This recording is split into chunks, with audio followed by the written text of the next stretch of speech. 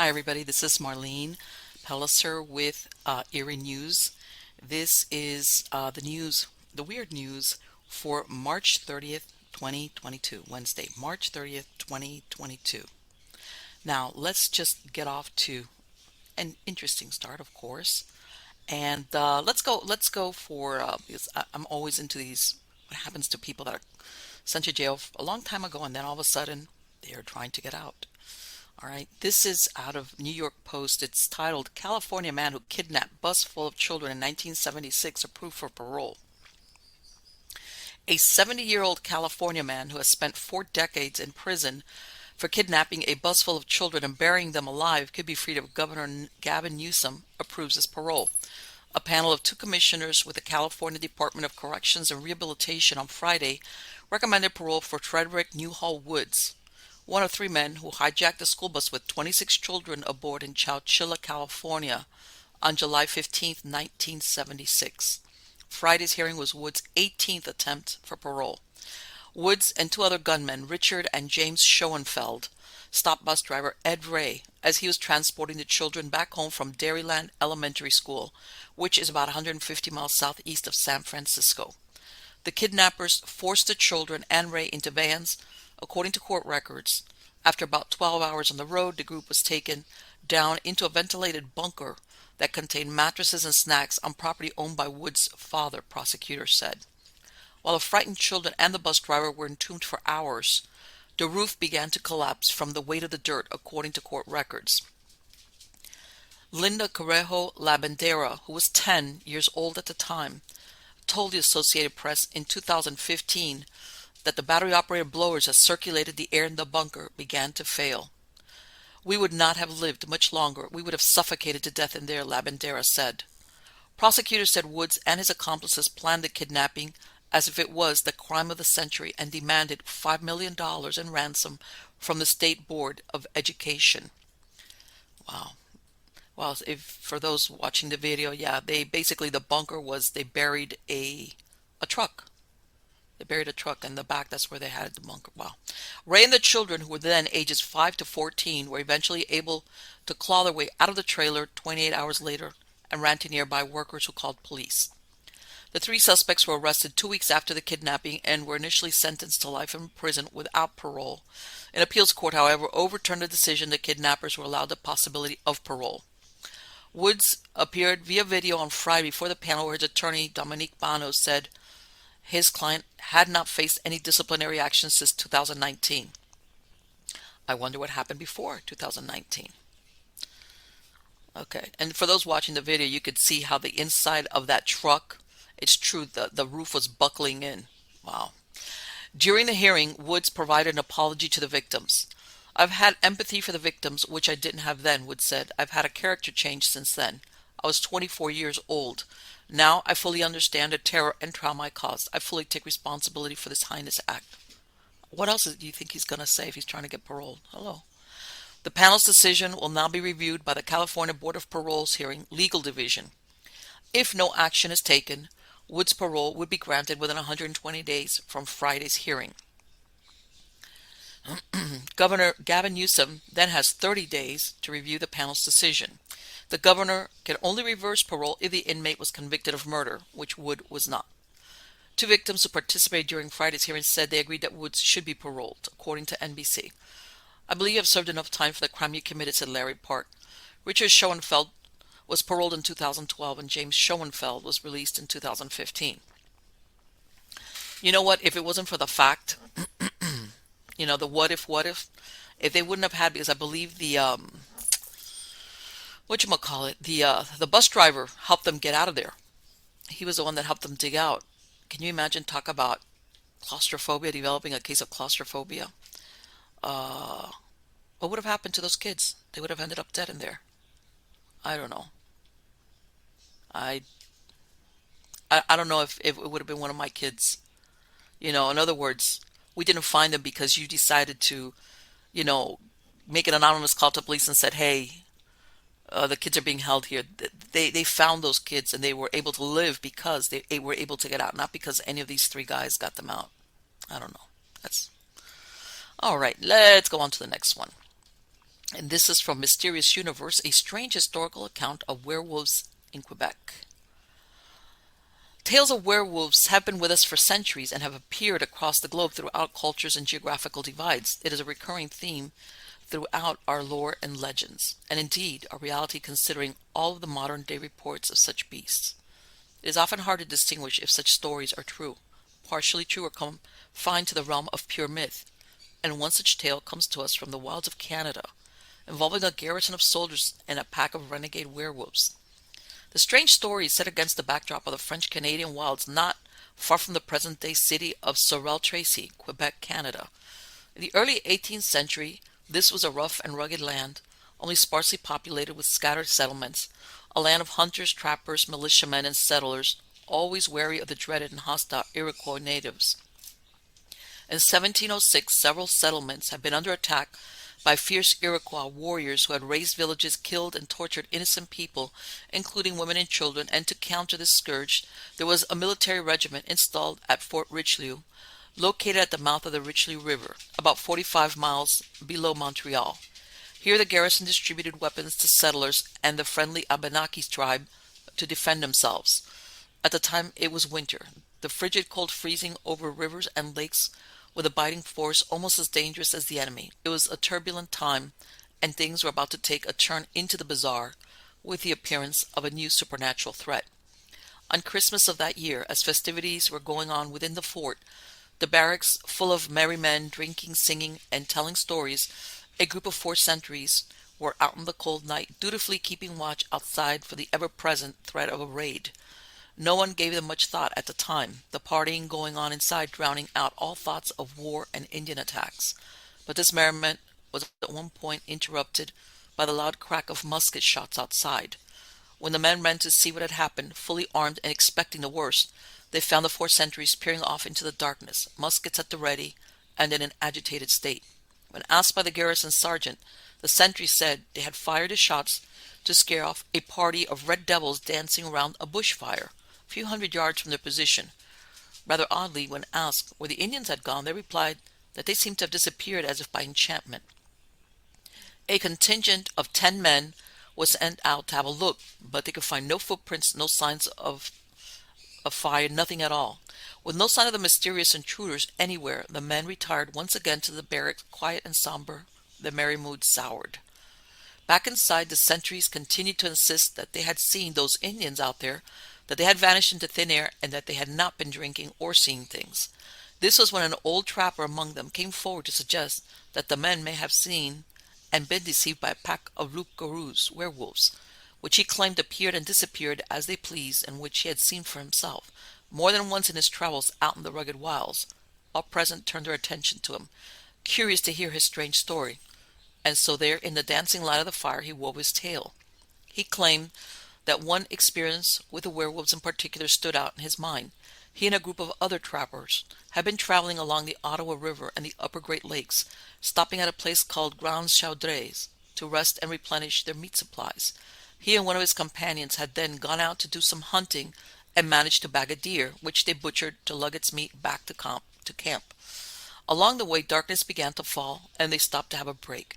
As they sat there along the river smoking a pipe, they saw a bright fire out on the small island in the river, and dancing around this fire were 10 or 12 renegades, half human and half beast, with heads and tails like wolves, arms, legs, and bodies like men, and eyes glaring like burning coals. At their feet was a human body that they were in the process of butchering, just as the hunters had butchered that deer, all the while issuing an infernal laughter. It was here where their bizarre ordeal would begin. An excerpt from the 1900 book La Chasse Galerie and Other Canadian Stories illustrates what happened next. Although we were sitting in the shadow of the trees, partly concealed by the underbrush, we were at once discovered by the dancers, who beckoned to us to go and join them in their disgusting feast. That is the way they entrap unwary hunters for their bloody sacrifices. Our first impulse was to fly towards the woods, but we soon realized that we had to deal with loup-garous, and as we had both been to confession and taken Holy Communion before embarking at La Chine, we knew we had nothing to fear from them. White loup-garous are bad enough at any time, and you all know that only those who have remained 7 years without performing their Easter duties are liable to be changed into wolves, condemned to prowl about at night until they are delivered by some Christian drawing blood from them by inflicting a wound on their forehead in the form of a cross. But we had to deal with Indian renegades who had accepted the sacraments only in mockery and who had never since performed any of the duties commanded by the Church. They are the worst loup-garous that one can meet, because they are constantly intent on capturing some misguided Christian to drink his blood and to eat his flesh in their horrible freakouts. Had we been in possession of holy water to sprinkle at them, or of four-leaf clover to make wadding for our muskets, we might have exterminated the whole crowd, after having cut crosses on the lead of our bullets.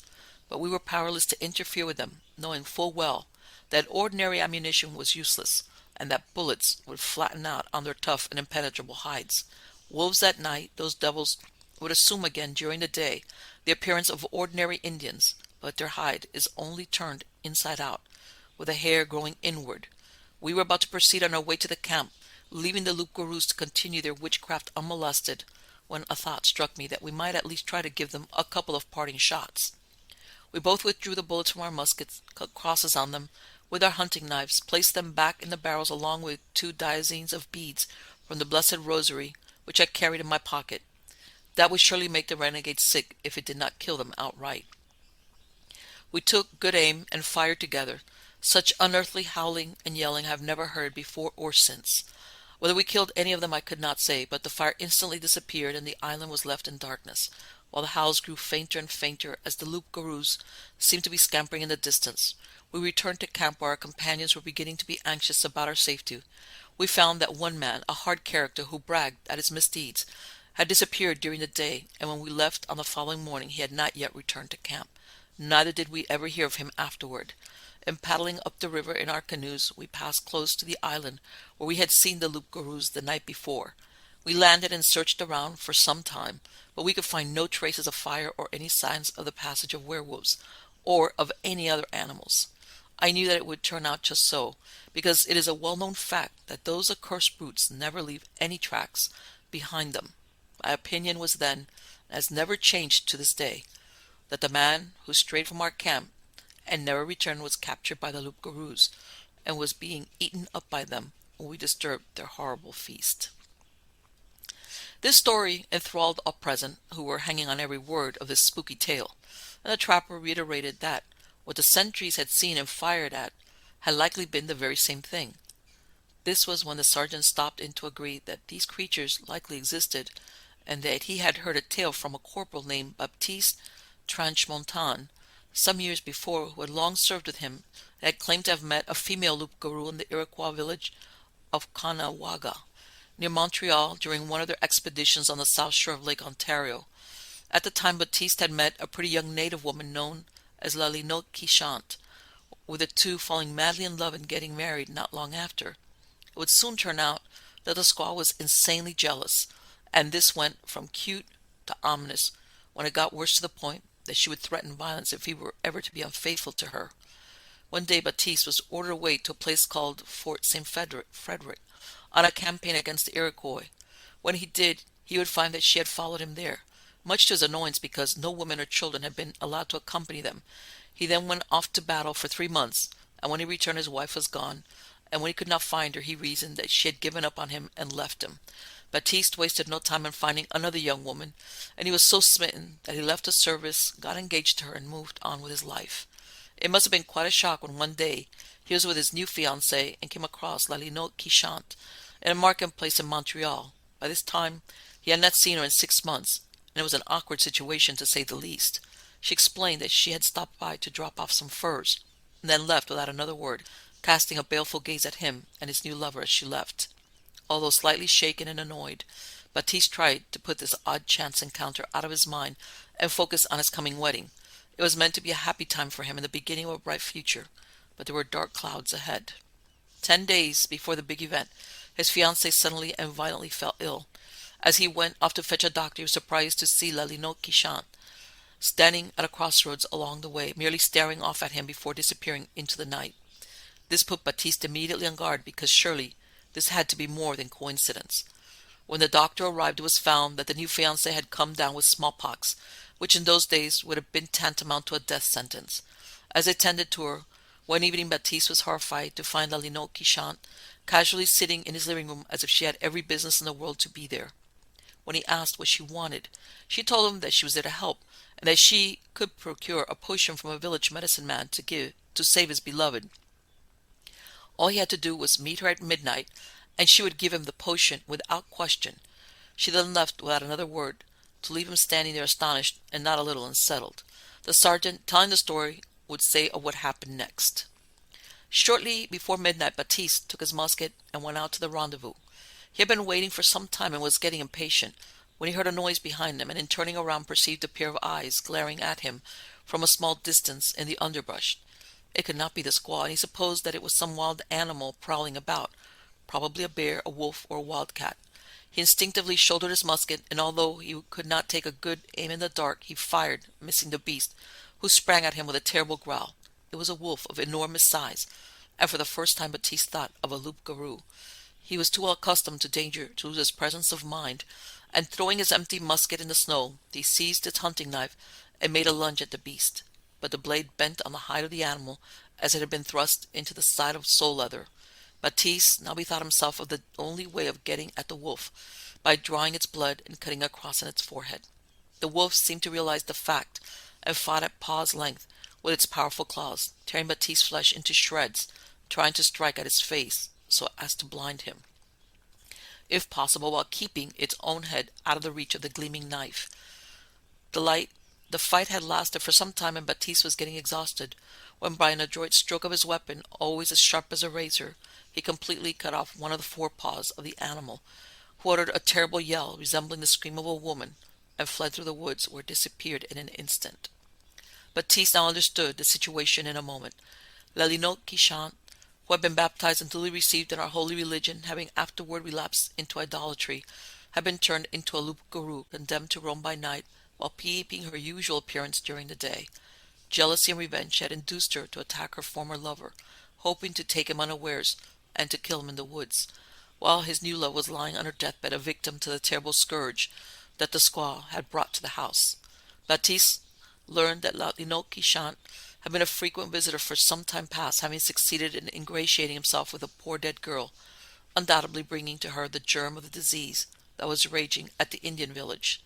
Such was the savage revenge of the young squaw to punish the faithlessness of Baptiste to his former vows of love and affection. It was also learned afterward that a human arm, evidently that of an Indian woman, had been found in the snow by some children who had strayed in the woods at the very spot where the fight had taken place between Baptiste and the loup-garou. It was undoubtedly the forepaw of the wolf, which had resumed its former shape as the arm of the renegade squaw. After this, things would not go well for Baptiste. He would be captured by the Iroquois, tortured with red-hot tongs, and burned alive. The sergeant then concluded that one of those who helped to kill his friend was La Lino Quichant, and that he believed the werewolf threat to their fort was very real.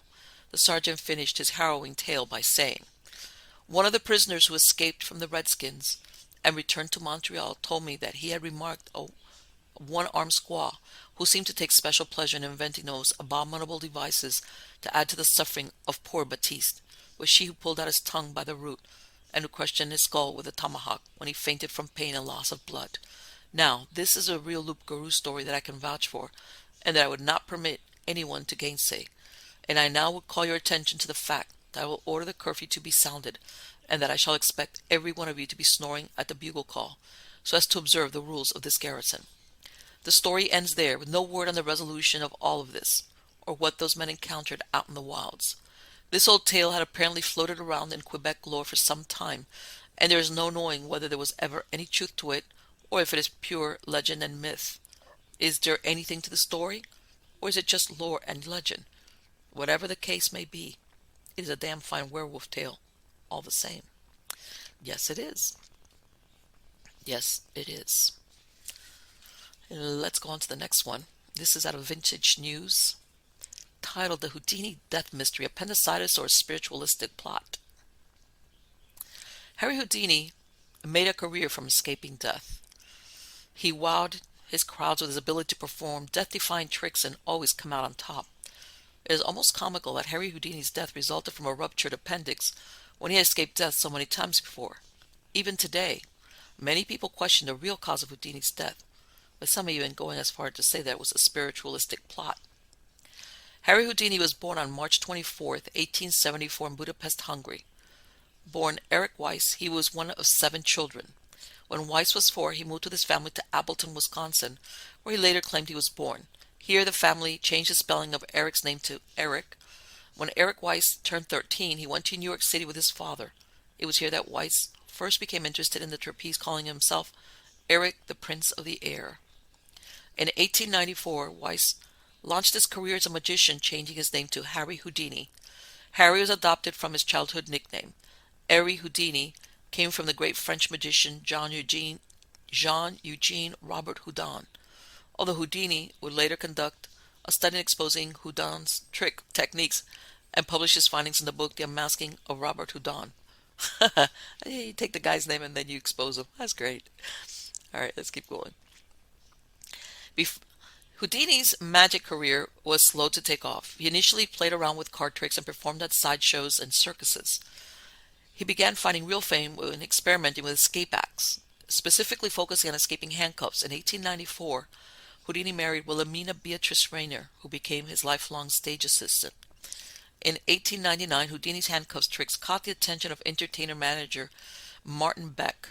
Beck soon had Houdini booked at some of the most prestigious vaudeville venues in America, followed by European tour. Houdini's shows were a huge success in both America and Europe. He was soon the highest paid performer in American vaudeville and became widely known as the Handcuff King. Houdini was known for constantly upping his antics, making each trick more difficult. In 1904, Houdini would perform the most difficult escape of his career when he escaped from a custom pair of handcuffs made by locksmith Nathaniel Hart. The Daily Mirror challenged Houdini to escape from these handcuffs, which he could eventually do, but only after a lengthy struggle. In 1908, Houdini introduced his own act known as the milk can escape. Houdini was handcuffed in a large milk can filled with water. This trick was advertised with posters promoting that failure meant a drowning death. The trick was a massive success when it was first introduced, and Houdini began performing the escape as a regular part of his act. The audience was involved in this trick as they were encouraged to hold their breath while Houdini escaped. Let me tell you something. I'm looking at this thing of somebody inside a milk can. I have a couple of old milk cans like that. Just looking at it, I'm getting claustrophobic just looking at that. Anyway, by far, Harry Houdini's most famous trick involved his invention known as a Chinese water torture cell. For this trick, Houdini's feet were locked and he hung upside down above a tank filled with water. He was then lowered into the tank and the lid was attached from the outside with 6 padlocks. He was allowed 2 minutes to escape, which he was able to do, much to the audience's astonishment. During his lifetime, no one could figure out how Houdini escaped. By 1926, Harry Houdini was at the top of his game. He had risen to international superstardom and baffled audiences with his daredevil tricks. However, all this changed in the autumn of 1926. During his tour, all tricks seemed to go wrong for Houdini. During a show on October 11th in Albany, New York, Houdini broke his ankle performing the water torture trick. However, he managed to continue to muddle through his next performances against his doctor's advice. On October 19, 1926, Houdini gave a lecture at McGill University in Montreal, Canada. 3 days later, on October 22nd, he invited some students to visit him in his dressing room at the Princess Theater. 3 McGill students named Samuel J. Smilovich, Jack Price, and Jocelyn Gordon Whitehead joined Houdini in his dressing room. During the visit, Houdini was lounging, taking the weight off his injured ankle. Somehow the conversation turned to Houdini's physical strength, as Whitehead asked if punches to the stomach truly did not hurt him. Whitehead then asked Houdini if he could test his claim by punching him in the stomach. According to Jake Price, the scene unfolded as such. Quote, Houdini was reclining at the time with his right side nearest Whitehead, and the said student was more or less bending over him. These blows fell on that part of the stomach to the right of the navel and were struck on the side nearest us, which was in fact Houdini's right side. I do not remember exactly how many blows were struck, I am certain. However, at least 4 very hard and severe body blows, because at the end of the second or third blow, I verbally protested against this sudden onslaught on the part of this first-year student, using the words, "Hey there, you must be crazy, what are you doing?" or words to that effect, but Whitehead continued striking Houdini with all his strength. End quote. Eventually, Houdini, who looked to be in extreme pain, asked Whitehead to stop punching him. Houdini defended himself by stating he had had no opportunity to protect himself, and that he didn't think Whitehead was going to punch him as quickly as he did and with such force. He claimed he would have stood up from the couch if he had known Whitehead was about to throw a punch, but his ankle injury prevented him from moving quickly. Despite his apparent pain, Houdini carried on with his show scheduled for that evening as well as two more performances given the next day. It was clear that Houdini was not feeling his best and only getting sicker during his remaining shows in Montreal. When Houdini boarded an overnight train headed for Detroit, where he was set to perform a new run of shows, he found he could not sleep and was in constant pain. The doctor was telegraphed ahead of the first Detroit show to examine him. After being examined by the doctor, Houdini was diagnosed with appendicitis. By now, Houdini's temperature had risen to 140 degrees. He had developed cold sweats and was dealing with severe abdominal pain. The physician advised him to seek treatment at a hospital, but Houdini insisted on performing his opening show because the Garrick Theater had already sold $15,000 worth of tickets. Houdini apparently told the theater owner, "I'll do this show if it's my last." Sadly, his prophecy came to pass. Houdini attempted to make it through his show, but it was apparent he was not performing well. Audience members later reported the magician missed cues and seemed to be in a hurry. By the middle of his third act, Houdini realized he could not go on. He asked his assistants to lower the curtains and immediately collapsed. After the show, Houdini was taken to Grace Hospital in Detroit. Doctors successfully removed Houdini's appendix and discovered it had burst several days earlier, coinciding with the time he was punched in the stomach. His organs were already poisoned because his ruptured appendix was removed days after it exploded. Some believed he would make a full recovery. The magician clung to life until October 31st, 1926, when he died with his wife and two brothers at his side. His last words allegedly were, "I'm getting tired of fighting. I do not want to fight anymore." Houdini's official cause of death was listed as diffuse peritonitis, meaning an infection of the tissue lining the abdomen's inner wall, typically resulting from an abdominal rupture. People were skeptical about Houdini's death as more information began to emerge. Throughout his career, Houdini never claimed to be magic. Rather, he referred to himself and his tricks as illusions. He was an expert masquerader, but never marketed himself as magical. In this vein, Houdini resented the spiritualist movement that was popular during his life and actively tried to debunk those who claimed they could communicate with the dead. The spiritualism movement was extremely popular during the 1920s, partly because of the mass amounts of death resulting from the First World War and the Spanish flu pandemic. The idea that someone could communicate beyond the grave gave many mourning people great comfort. Mediums became celebrities and were able to make fortunes communicating with the dead. Like Houdini, these mediums invoked numerous illusions and tricks to make their audiences believe they were talking with the departed. Houdini thought mediums and spiritualists were taking advantage of the grieving. In fact, only a few months before his death, he testified before Congress in support of legislation that would criminalize any person pretending to unite the separated in the District of Columbia. He also worked to expose mediums and spiritualists across America. This crusade didn't sit well with those individuals who believed in or were involved in the spiritualist movement. Many people believed Houdini's death was actually a carefully planned assassination. The 2006 book, The Secret Life of Houdini, argues that the spiritualist community planned Houdini's death and that the spiritualists had a long history of poisoning their enemies. William Kalush and Larry Sloman conclude their book by writing, "If someone was hell-bent on poisoning Houdini, it wouldn't have been very difficult." Some believe that Whitehead himself was somehow connected to the spiritualist movement. Ultimately, there is no evidence to back up the idea of a spiritualist plot to murder Houdini. And most scholars dismiss the idea that Houdini was murdered by the spiritualists. Despite intently working to discredit the spiritualists, Houdini's death became a heyday for the spiritualist movement. Houdini and his wife Bess had made a pact. Whichever one of them died would attempt to communicate with the other from the grave. This would prove once and for all whether spiritualism was real or not.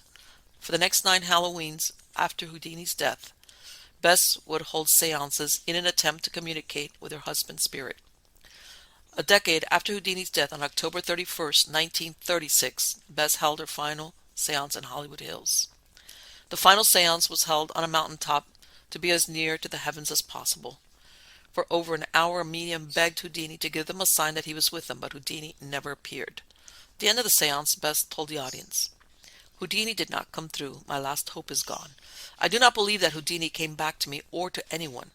After faithfully following through the Houdini 10-year compact, After using every type of medium and seance, it is now my personal and positive belief that spirit communication in any form is impossible. I do not believe that ghosts or spirits exist. The Houdini shrine has burned for 10 years. I now reverently turn out the light. It is finished. Good night, Harry. Even today, people attempt to contact Houdini on Halloween each year. However, he hasn't been heard from during all these years. I'll tell you what, I wasn't aware that, I had heard the thing that he had the ruptured appendix and, after he had gotten struck, unexpectedly. But number one, I didn't know he had an injured ankle from before. In other words, he wasn't already feeling too good. And that then he got punched 4 times, 3 or 4 times by this one person. It's like, why would you do that? It's almost like vicious. If you, I don't know, that's weird. I know this thing about the spiritualists having it out for you is kind of out there, but God, if what's his name, whoever it was, wasn't in cahoots with the spiritualists, he seems like he had some passive aggressive issues going on with Houdini. You're gonna punch so hard that you have one of your friends telling you, "Hey, stop." I don't know. Weird, very weird. All right, and let's go on to the last one. This is out of the Marshall Project, and it's titled, He Teaches Police Witching to Find Corpses. Experts Are Alarmed. There's a body buried here somewhere. 5 crime scene investigators wearing white Tyvek suits and purple latex gloves pace through a Tennessee woodland in a slow wave, searching for areas of sunken ground and other clues that might indicate a gravesite. The chill morning air is scented with loam, leaves, pine needles, and a hint of human decay. The agents mark 3 suspicious depressions in the dirt with red flags and discuss their options for investigating further. One student asks about dowsing rods. You want to use some, replies Arpad Vass, an instructor at the National Forensic Academy in Oak Ridge, Tennessee, where law enforcement officers come to learn how to use science to solve crimes, at least in theory. I use them on everything, he's quoted as saying. There are no official dowsing rods at hand, but that doesn't matter. You can use the flags, Vass offers. Bend them like you would coat hangers. Fred Ponce, a private detective from Miami, Florida, with a dark mustache and beard, gets right to work. He tears the red plastic rectangles off 2 stakes and spaces his hands to measure about 12 inches of straight steel, then bends the remaining metal into handles. Holding the stakes like 6-shooters, he walks over one unsuspected grave sites. The stakes cross. He does it again, they cross, and again they cross. I'm not kidding, Ponce says, marveling that his DIY grave finder seems to be working. Vass, a 62-year-old wearing a blue CSI Death Valley cap, is teaching his students witching, aka divining or dowsing. It's a centuries-old practice in which a person walks a straight line holding 2 bent pieces of metal, or sometimes a Y-shaped twig, until they signal the presence of whatever is being sought underground. Water witches douse for groundwater.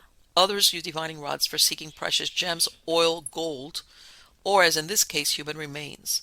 Dowsing for the dead is not exactly endorsed by scientists or forensic experts, but it is a highlight for some students attending the National Forensic Academy, a 10-week training program sponsored by the University of Tennessee. Since the Academy's inaugural class 20 years ago, school administrators say more than 1,200 crime scene investigators from agencies in 49 U.S. states and 5 foreign countries have attended the program, which currently costs students $12,000. The Washington Post once nicknamed the Academy the Harvard of Hellish Violence, and students now wear that slogan on their t-shirts as they analyze bloodstained patterns and fingerprint corpses.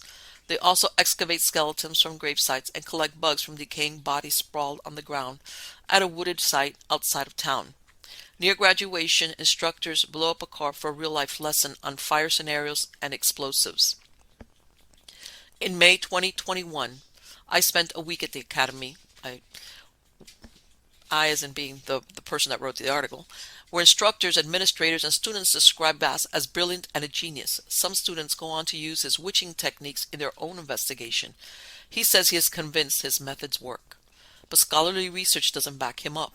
Outside experts I spoke with, professional forensic anthropologists and lawyers, as well as law enforcement officers involved with police training reforms, say they're alarmed that a leading training program is teaching the pseudoscience of witching. They're also concerned about the repercussions for criminal justice at a time when many mainstream forensic techniques have proved to be unreliable, including blood spatter patterns, bite mark comparisons, and faulty interrogation techniques. In the past 2 decades, hundreds of cases built on these methods have been overturned by DNA evidence. In 2009, a report by the National Academy of Sciences concluded that nuclear DNA analysis is the only forensic technique that can support claims in court that evidence matches a specific individual or source. So while dowsing for the dead may seem particularly wacky, it's just the most extreme example of a problem afflicting the forensic practices many Americans have been touted on television for years, says Randy Shrewsbury, a retired police officer who founded the nonprofit Institute for Criminal Justice Training Reform. Law enforcement regularly accepts the flaws of these practices despite the life-altering impacts that can occur when they're wrong. In particular, some experts are distressed that a vast trainee recently got witching results admitted as evidence in a Georgia murder trial. This could set a legal precedent and allow witching-based evidence to be used in other cases, says Chris Fabricant, a lead attorney for the Innocence Project, which works to exonerate wrongfully convicted prisoners. The search for the truth has never advanced through junk science. The Academy defended the teachings of witching, saying it is only one of the techniques it shows its students. The program relies on its instructors to relay their extensive knowledge. Jason Jones, a forensic training specialist with the Academy, wrote in an email, adding that witching doesn't create false evidence. You either find the remains or you don't. You are not trying to alter anything. I agree with that. As for Vass, he says dowsing is based on scientific principles, and the fact that it was admitted in court is proof of the technique's credibility. Cutting-edge scientists have always faced skepticism and even persecution, he says. Galileo's a great example. Remember what the church did to him when he said Earth was not the center of the universe? He was deemed a heretic and spent the rest of his life under arrest. Forensics, the use of science in crime investigation, dates back to 44 BC, when a Roman physician performed one of the first recorded autopsy on Julius Caesar after he'd been stabbed to death. Significant advancements in the field came at the turn of the 19th century with the development of fingerprint analysis and a principle formulated by criminologist Edmond Locard, the Sherlock Holmes of France, stating that every contact leaves a trace. Examples of trace evidence includes hairs, fibers, fabric, minerals, and skeletal remains. Law enforcement agents have long claimed that they can interpret this kind of evidence, along with impressions from blood splatter, shoe prints, and tire tracks, and use it to find and convict suspects. But DNA testing since the late 1990s has overturned hundreds of convictions based on faulty forensics. In 2009, a report by the National Academy of Sciences concluded that nuclear DNA analysis is the only forensic technique that can support claims evidence matches a specific individual or source in court. In 1981, the University of Tennessee was involved in an early effort to improve forensic science, a program known around the world as the Body Farm, where scientists study human decomposition by examining cadavers under different conditions over time. It has spurred a global movement to create such facilities in all sorts of climates, from arid Texas and humid Florida to the Australian bush and Canadian forest. That program is completely separate from the National Forensic Academy, which does not do scientific studies. The Academy focuses instead on teaching professional crime scene investigators hands-on techniques they might find useful in the field. The Academy describes its part-time instructors as law enforcement officers and active practitioner scholars like Vass. His early work focused on the smell of death, the volatile organic compounds emitted by decomposing human remains. Among his inventions was an electronic device meant to help detect those compounds better than a cadaver dog. Nicknamed Labrador, lightweight analyzer for buried remains and decomposition odor recognition, and never launched commercially. He says he also designed a fly on a leash capitalizing on the insect's ability to find a corpse within minutes of death. He describes how he outfitted the bugs with miniaturized tracking devices. It would have worked great, he says, but birds eat flies. I lost most of my trackers. Vass was working as a researcher at a federal lab in 2011 when he testified as an expert witness in the murder trial of Casey Anthony. She was charged with killing her 3-year-old daughter, Kaylee. The prosecution used Vass to try to prove that the toddler's dead body found in a woodland behind her parents' home had been placed in the trunk of Anthony's Pontiac Sunfire. Vass claimed that an air sample from the trunk revealed high levels of compounds consistent with human decomposition based on his research. An analytical chemist from Florida International University testified that Vass's testimony wasn't backed up by scientific evidence and that many of the compounds Vass identified could have been emitted by food wrappers and other trash recovered from Anthony's trunk. Anthony was acquitted in part because of doubts about the air sample from the car, legal experts said at the time. Bass says the trial destroyed his career and he believes it paved the way for his employer, Oak Ridge National Laboratory, to fire him. A lab spokesperson confirmed Bass's employment ended in September of 2012, but declined further comment. Since then, he says his main source of employment have been consulting on missing person cases and part-time teaching at the Forensic Academy. The National Forensic Academy's headquarters is in a rectangular concrete building sandwiched between an Applebee's and a Dairy Queen on the Oak Ridge Turnpike. Classroom instruction on forensic anthropology begins at 8 a.m. with 26 CSIs sitting at long tables. Each agent has a laptop computer and a name placard. The logos on their agency standard issue black and gray polo shirts include the Texas Rangers, U.S. Army and Air Force, as well as private investigation companies and county sheriff's offices from around the country. Lectures by a handful of teachers cover everything from bone identification and human decomposition to entomology. Vass teaches grave detection on the last classroom day in preparation for a field trip to the program's human burial training site. Holding a set of sturdy L-shaped metal dowsing rods, he addresses common skepticism about divining.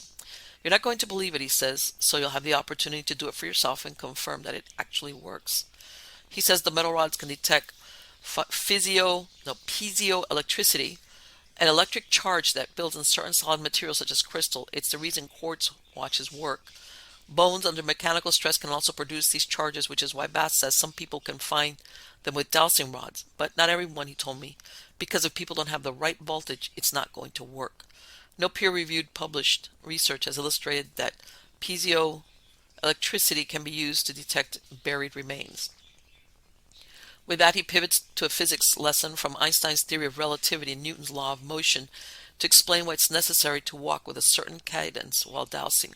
He demonstrates by pacing over a cow bone placed on the floor. When the rods cross over the bone, the students gasp. Next, he shows how he uses the rods to scan larger areas by stacking them up one on top of the other. The top rod swivels sharply left in the direction towards the bone. One student asks, "What's the distance?" Vass tells him it's about a quarter mile. The advantage of this is you don't have to be on a property to scan it, he says. You can be on a public street and scan your suspect's yard. Another student asks why the rods don't detect the people sitting in the front row, since they're made of bone. Wonderful question, Vass says. The electric field you're generating from your bone is dissipating through the water moisture in your skin, so it ends up being so weak. The rods won't detect you if you are alive. You have to be about 2 to 3 hours dead before this will work. Next, a student asks how deep the technique can detect the body. I've done 300 feet, Vass says, down a collapsed mine. So this is accepted in court, another agent asks, incredulous. Yes, Vass assures him. They demoted it for a jury and the judge allowed it. Indeed, Todd Crosby, a Georgia Bureau of Investigation agent and one of Vass's former students, testified in 2019 about how he had used witching to search for the body of a high school history teacher named Tara Grinstead, who went missing in 2005. At the trial of Bo Dukes, a man now serving 25 years in prison for his role in helping to conceal her death, Crosby demonstrated how the witching rods can detect bones. He testified that the technique had helped him zero in on the location where the investigators found fragments of burned human bone they believed to be Grinstead's. Crosby says he may provide the witching demonstration again when another man stands trial for Grinstead's murder later this year. Crosby also guest teaches bloodstain pattern analysis at the academy. He tells me that he used the witching rods in maybe 40 other investigations. Of the 30 agency supervisors at the GBI, he says about 25 have attended the academy and at least one recently used dowsing on a case. In their demonstrations, both Vass and Crosby are careful to show that they are not influencing the rods, which are inserted into plastic straws, allowing them to swing freely. When the students give it a go, they're blown away. Time and again, the rods twist toward the bone. Freaky is how several of them describe the experience. Scientists offer an alternative explanation for what's happening. It's called the ideomotor effect, when suggestions, beliefs, or expectations cause unconscious muscular movements. A number of seemingly paranormal happenings, including Ouija boards and seances, have been explained by the ideomotor effect. Conversely, experts say credible scientific studies, double-blind experiments in which neither the dowser nor the scientists know the location of what's being sought, have not illustrated that dowsing works better than random luck, even when seeking water. As for bones, forensic anthropologists point to just one study published in June 2021. Scientists from the FBI laboratory, George Mason University, and the U.S. Army Criminal Investigation Command conducted a controlled blind test to evaluate the ability of dowsing rods to detect buried bones. A control group of participants was asked to look at 9 holes and identify which ones they thought contained bones. A different group did the same using dowsing rods, which they didn't have experience using for this purpose according to the study. The scientists determined that neither method worked. In a later email exchange, Vass called the study useless, writing that he teaches students the proper way to douse and some of the 17 scientific principles that make the rods work, which took me years to figure out. He also says he tells trainees about the pros and cons of dowsing, though the negative he highlighted when I was at the academy was that he said dowsing picks up all piezoelectric charges, including from underground power lines and animal bones. Vass says he has given up using dowsing rods in favor of an invention he calls the quantum oscillator. Here's how he describes it in class. Everything in the universe vibrates at a very specific frequency. Gold has a gold frequency, silver has a silver frequency, and your DNA has your frequency. He says, studies show DNA does indeed emit a frequency, but no research has illustrated that an individual's DNA can be matched to a specific frequency. If you put a person's fingernail clippings inside the device, he says, it amplifies their frequency and beams it out to the environment similar to a radar gun.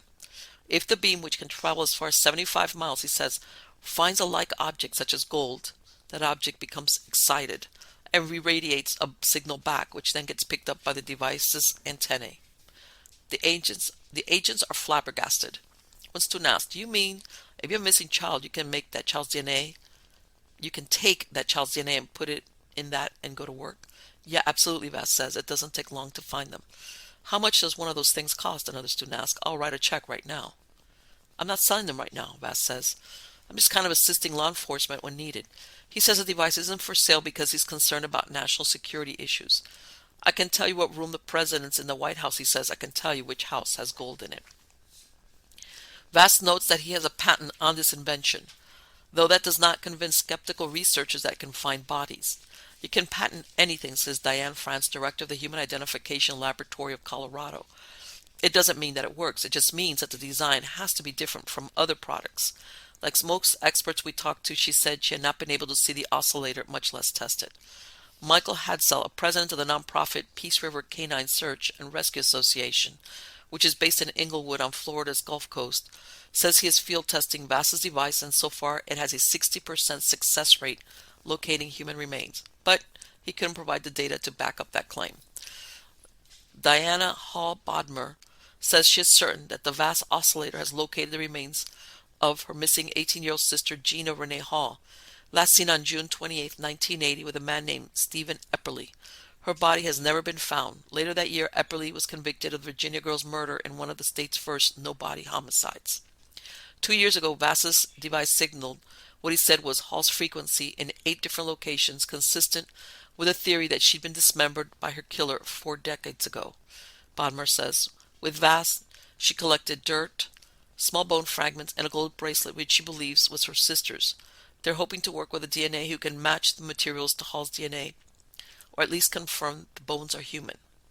Bodmer says she hopes eventually to use Vass's invention to find abducted children. To me, that's the bigger picture, she says. Somehow it's the beginning of doing something great. That's Gina's light continuing to shine. But others who have used Vass's service say they got nothing but heartbreak. The family of David O'Sullivan hired Vass after the 25-year-old Irish hiker vanished on the Pacific Crest Trail in April 2017. Using his oscillator invention, Vass scanned the landscape from a helicopter and provided GPS coordinates where he said the researchers could find O'Sullivan's body on the north face of San Jacinto, one of the steepest slopes in the contiguous U.S., rising 10,834 feet from the desert floor. A mountaineer climbed to the coordinates and scoured the area but found nothing. 3 years later, O'Sullivan is still missing. Vass cost us a lot of money and gave us false hope, which is much worse, the lost hiker's mother, Carmel O'Sullivan, wrote in an email. Adding that she now doubts Vass ever found a missing person. Families are at their most vulnerable at this time and will try desperate measures. In emails, Vass said he's not out to take advantage of anybody. He charges what he considers to be a minimal fee and says he has worked without charge in the past. He says the oscillator is just one of the many tools he uses, including canine sniffers, drones, and chemical tests, when he goes out on a case. As for the O'Sullivans, I did my best and was out there for quite a while, he wrote. The area indicated as a possible site was, in my opinion, never properly searched due to the difficult terrain. VAST is operating these services that are not scientifically valid, says Eric Bartling, an anthropology professor at California State University, Chico, and former president of the American Board of Forensic Anthropology. It's very misleading to families and law enforcement. He's not alone in his exasperation. Harold Gill King is a director of the Forensic Anthropology Lab at the University of North Texas Center for Human Identification. Part of the problem has to do with the fact that VAST doesn't belong to any of the usual organizations or societies that hold members to ethical and scientific standards, Gil King says. He's operating in a society of consumers who have been conditioned by all sorts of forensic scientific fantasy in the popular media. As a result, there is no shortage of potential victims. Back at the Academy's gravesite, the instructors are leading teams of students. Each group gathers supplies, rakes, trowels, shovels, probes, buckets, brooms, dustpans, brushes, stakes, flags, and other tools. VAST's team is assigned to a shady patch of forest on a hill and provided with a simulated search scenario. A teenage girl has witnessed her dad burying a body in the forest. She confides in her counselor, her guidance counselor, who reports the incident to the police. The team of CSIs is charged with finding the burial site. They search for signs of soil subsidence and mark several suspicious areas. After Ponce, the detective gets a hit from his dowsing rods. The team probes the soil, but the ground is too firm and tangled with tree roots. At the next location, they skip the dowsing rods and just probe. Discerning that they've found a likely gravesite, they mark the perimeter with flags, set up a search grid with strings, and start troweling clumpy clay dirt into dustpans and buckets. Over the course of the afternoon and the next day, they expose a skeleton. With the excavation complete, Vass wants to discuss one last thing, the divining rods. From the holes, it appeared to me that they may be an animal had burrowed down there, he tells Ponce. If an animal like a little mouse died there, you'll get a false positive, so just pay attention to that in the future. The team packs up their gear and carefully return the bodies to their grave sites, covering the cadavers with heavy shovel loads of dirt. There the corpse will remain until the next class of students arrives to dig them up.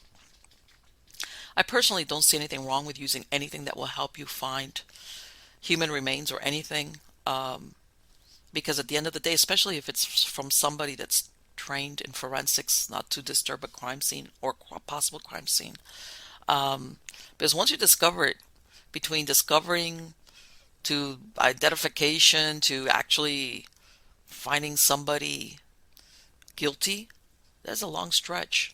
So anything that can be used to aid in the discovery of human remains, and it doesn't even have to be a murder. It could be people get lost, suicides, things of this nature. People that get sick and they die, they're out hiking, whoever, whatever the case might be. And I myself have used dowsing rods for 25 years and for a lot of different things, but and I know what they're describing, the ideomotor response, which is where you subconsciously, you do like very small movements, to make the dowsing rods cross, which is like a positive result, or like stop here, because basically you're looking at a certain spot. But one time, this is many years ago, my son had lost a paycheck in his room, which you could have discovered lost civilizations in that place. But anyway, he had basically torn the room apart. Comes to me, Mom, I can't find my paycheck. I went over there, I tried to help him find it, couldn't. So I pulled out my dowsing rods, and it ended up taking me behind his computer desk, way at the bottom, behind it on the floor. I found a paycheck. Not the paycheck he was looking for. Another paycheck that was about 2 months old that he hadn't realized he had lost to begin with. Remember, this was the time he was living with me. He was studying and he was working part-time jobs. Bottom line, ideomotor response wouldn't have been the answer to that, because I had no idea that any check was back there. None at all. Much less not the check that he was even missing. It was another paycheck. So as far as dowsing rods, and I do agree that, number one, you need to know how to use them. Number two, I do believe also that when you're a dowser, you become, how can I say this? You use certain dowsing rods and you become connected with them. They work better for you. if you give your dowsing rods to somebody else that don't work as well, it's like when you use them enough times, you basically, they become an extension of your energy. I guess that's the best way to describe it. But yeah, I've had my own personal experience with the dowsing rods, and I that ideomotor response thing doesn't quite work that way. So anyway, guys, I really hope you like this last set of eerie news, and I will be back tomorrow with more weird stuff. Take care.